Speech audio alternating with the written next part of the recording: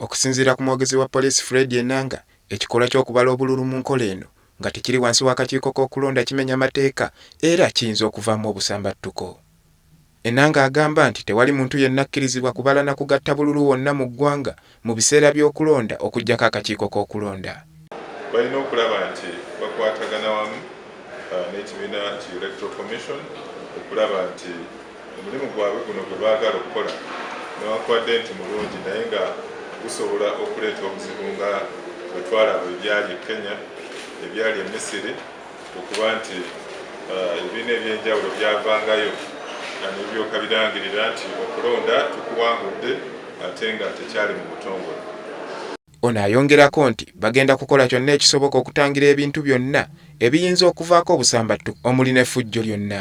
Ebibiina by'obwannakyewa bibadde nga bikola entegeka y'okubala obululu mu biseera by'okulonda ku mabbali g'ebyo ebiva mu kakiiko k'okulonda. Akakiiko k'okulonda kaba kalina okulangirira ebiva mu kulonda mu bifo ebisukka 5,000 mu bbanga lya lunaku lumu lwokka. Wabula era mu ngeri y'emu poliisi yeebazizza nnyo abavuganya ku kifo ky'omukulembeze w'eggwanga olw'okubeera n'ekiwendo ky'okunoonya akalulu eky'emirembe ku bbanga erisoose erya ssabbiiti emu. Byabadde batambulirako nga bali ku mulamwa omulungi era nga kituyambye nnyo ate bazze bagoberera ebiragiro bya poliisi si ekyo kyokka n'okuba nti bazze bagoberera ebiragiro ebyateekebwawo akakiiko akafuga ebyokulonda mu ggwanga.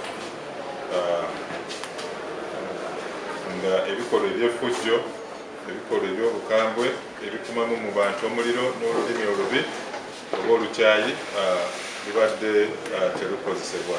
Abavuganya omuli Pulezidenti Yoweri Museveni, Dr. Kizza Besigye, Amama Mbabazi n'abalala bawezezza ssabbiiti nnamba ku muyiggo gw'obululu okwetooloola eggwanga lyonna.